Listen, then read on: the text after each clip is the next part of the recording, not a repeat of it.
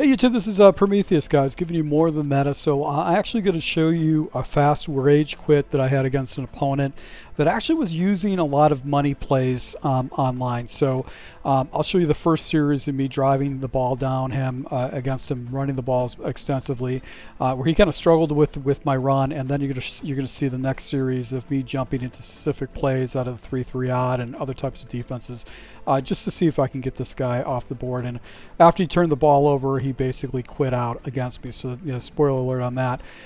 Once again, I want to thank for everybody for making comments down below, and just out of curiosity, guys, I'd love to find out what you guys, where you're from, and what you do for a living. Truck drivers, college coaches have been commenting, so any kind of feedback on what you guys do would be great. Usually when I'm setting up my defense, I like to go ahead and disable auto motion. I want to go ahead because I run a lot of match coverages and stuff like that. Option, I'm going to go ahead and do conservative with the read key. With the pitch key, I'm going to do aggressive. Basically, I want to go after the pitch. And then RPO reads, I'm going to go conservative, just making sure I take away the run and not really worrying too much about the pass. I don't really do any kind of adjustments with my safety depths right now, and I definitely don't use any kind of hook zone adjustments. Now, typically when I come out of a play, I will like to go ahead and use a running play, which is a wide stretch. This guy's got a single high safety, meaning that he's probably in a deep third over here, deep third, and he might have some type of sky coverage that's going on with his coverage. So really what I'm doing is I'm looking at this defender right here and I'm seeing if he slides up. If he slides up with this read, basically I'm going to be looking to this as my number 1, and I've got a little return route that I do as my number 2. But if this guy comes down, they start playing man coverage, I'm going to pop this for an easy completion, especially with him having inside leverage against the defender. So you can see he slid that one guy out right here. I've got this set up. This guy slides out, and then I'm just going to basically look to this side of the field. This is my 1 and this is my 2. And watch what happens with the drag underneath. He kind of like takes it away. I've got the return on the back side. I'm able to go and pick up an easy 9-yard gainer against my opponent because he jumped into those particular plays. So now we go ahead and flip, go ahead and run a different formation. This is something I haven't really been using. This is something I labbed out. And he's got the center uncovered in this type of situation. So I'm going to go ahead and jump into the 0-1 trap. Now he bunches his line up, and typically what I like to do is like to motion this guy over because I do have a stretch play that goes to the outside, and if I bring another blocker, that's going to give me an extra blocker, a little bit more leverage with that. So I still wanted to go and hit this guy right up the middle, and you could see the blocking is right here, but this defender slid around my offensive line and actually caught me behind the line of scrimmage. Instead of getting a first down, I basically had stuff for no gainer. So this is when I go into my my shotgun formation, and he's using the same aggressive defensive front that he's got out there. He's got basically everybody down the line pressed. So I go ahead and do the off tackle. It's basically a tackle that actually kind of comes off right here, and it's a zone tackle run, and it's going to be a little bit better blocking. The only person I'm really going to be concerned about is this guy coming in and shooting the gap because the tackle is actually pulling. He does get picked up. I'm able to go ahead and run it off to the far side right there. So this guy's actually got pretty good defense, run defense up the middle of the field, and I basically wanted to try to go ahead and show this guy that I'm going to run against him, even regardless if he puts 7 people up, 8 people, 9 people up on the box. So right here I jump into to another play right here. I actually realized that my audibles didn't carry over. I've got a full scheme that I posted on my Patreon with a quick screen. Right here we do basically the outside run, the wide zone.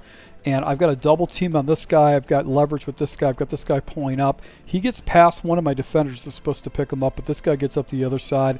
So I just try to run in between the gap right there, and I get a great animation. I get a great run by my running back. I'm able to go and pick up a first down on that. So it was lucky for me that I was able to go ahead and break that, but for the most part, it worked out for me. So now we're going back to this wing formation. I decided to go and jump in the 0-1 trap. I'm going to go ahead and do more of a balanced look. This means that these guys are going to kind of pick up, and this pulls, and he's going to come up and pulls. 0-1 trap is really good against any type of situation where the center's not covered. You can see everybody's picked up. I got a block right here. He's out of position. Block right here, and I'm just going to run right down here. So whenever I see that center uncovered, I will jump into a trap play immediately, because it's very, very difficult to stop defensively if you don't have that center coverage. So you always want to cover that center. He should have shifted the line to the right or to the left. Now I jump into smash, but I don't like the smash look because he's got a dual high safety. When I do smash, I want to go ahead and do that when I've got a single high safety, and I can actually make fairly easy reads right there. So I think I jump into an inside zone. He bunches up his line, and right here he misses the gap. So he actually came around, missed the gap. That was just a bad defensive play by him, and I'm able to go and fall into the end zone against this guy. Now this guy clearly was trolling YouTube and watching some of the players and all these tips, because you're going to see him go into some of the money plays out there. He comes out of gun trips tight end. So you got the biggest thing you got to worry about is just the verticals concept, where you got guys going like so, and then you got the tight end that's going to come underneath, and maybe a flat route right here. So you got to be conscious of that tight end. That tight end is going to get underneath the coverage. So right here, I just jump into cover 4. I like to just come out of cover 4 right away and then adjust accordingly. So this is what I do. This is the adjustment I make against my opponent. I jump into cover 9, and I'm going to have matching principles with any kind of vertical routes. I'm going to have a safety to give me a little bit over the top coverage, and then if this guy carries over, this is going to pick up 2. My responsibility is to basically go ahead and worry about what happens with the running back and any kind of a drag right here. So watch the cover 9 adjustment. I'm going to actually slide over, then I kick out right here to this guy. And what happens is that it kind of gets picked up by coverage. I've got matching principles right here, and I'm going to bracket this underneath route, which essentially is a drag or a cross route by the tight end, and he doesn't have anywhere to go with it. He's just basically locked up. He gets rid of the ball pretty smart. He probably could have scrambled in that type of situation, but he doesn't really have anywhere to go with it. So now I go ahead and jump into cover 4 once again, and this is where he's going into the money plays. This is the bunch set, and this guy's going to motion over the other side and come up that way. And I think what I did is, just because I was in cover 4, I was anticipating some routes like so, where guys are coming over. This guy's coming up the wheel. I've got this guy coming over. I'm anticipating that particular route. I just kind of play in the box and see what he's doing.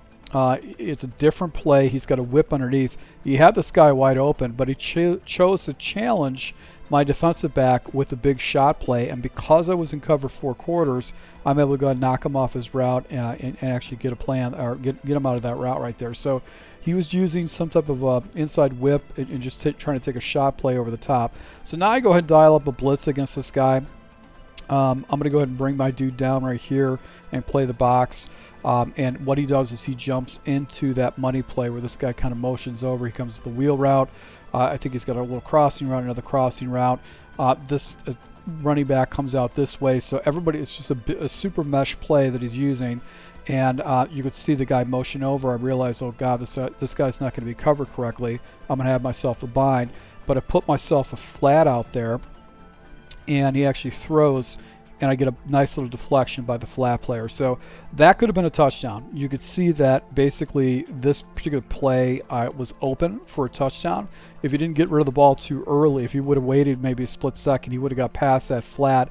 I might have been out of position. He could have just popped that for a one-play touchdown. So he had an opportunity. He gave it up. He didn't make the right read. So now he goes into a 4th down situation, and I'm seeing this guy. Okay, this guy's tanking right now. He's going for it. 4th down. He's on his own 20. He hasn't got any yardage yet off the single series. He keeps trying to take shots over the top.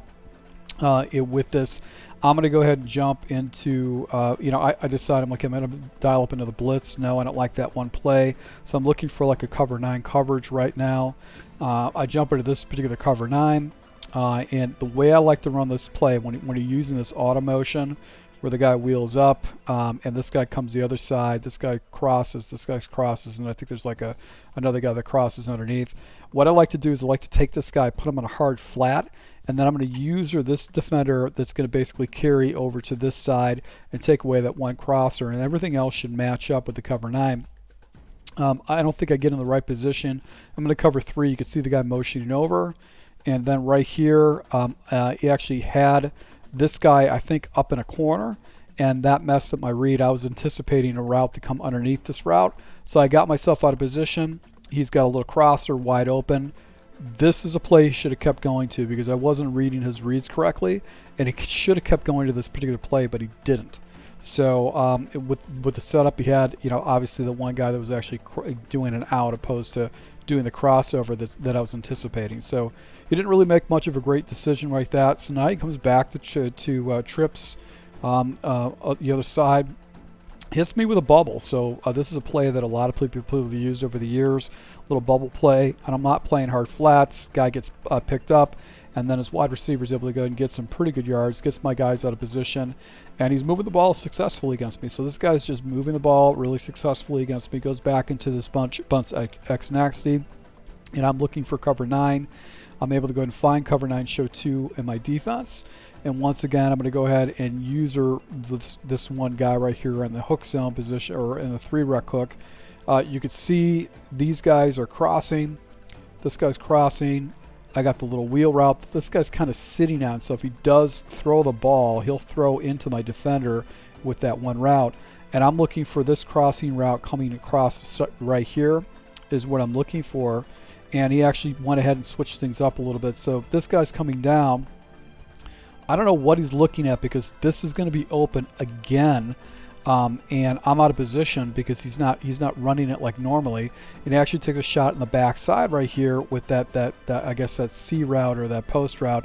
And unfortunately for me, he doesn't get a good animation, and my guy's able to go ahead and knock that ball out. So that could have been another situation. So he's using this motion cross post, but he's making this red route. He's doing different things with a red route, which is kind of messing up my defense with this cover 9. But the cover 9 is giving him problems with some of his initial reads. Now I decided to go with the cover 3 version blitz right here. This is not a play I normally use, and he calls a perfect play against this blitz play. He actually tries to run the ball right here, and I actually go ahead and get him in the backfield. So he was just, you know, for the most part, he was calling plays that were just good against the defenses I was using, because he decided to do a little inside zone. If he had a bubble out there, he probably would have picked the better yardage, but I'm able to go and pop him with that. And he comes right back to this gun X nasty play. And what I choose to do is run cover 9 once again, but this time I don't have any kind of pass responsibility with this guy, so I can freelance a little bit more, where I have everybody else has got kind of pass responsibilities with the 3-rec hook and all that stuff. So I know he's going to pass. He hasn't had any success running the ball. He actually goes with kind of a pass right here. This guy had leverage. He had outside leverage right here, so he basically had a shot. But what he chooses to do is just to go over the top of the coverage instead of actually checking it down. And I'm able to go ahead and get an interception against this guy with my defensive back. So this guy's just trying to run money plays, and he didn't know how to make his reads correctly. He doesn't. When you run those money plays, you want to do the underneath stuff before you take the shots up top. That's how you set those plays up. Is force people to do underneath and not actually go over the top. So he ends up rage quitting right here, because I'm able to go ahead and get a turnover against him. I guess he didn't want to stick around for me to get shredded on the ground with my offense. So once again, guys, so thank you for support, and just tell me where you guys are from, what you guys do for a living. I just like to find that information out. It's just cool to see what the Madden community is all about and what you guys do for a living. So thank you for support. Until next time.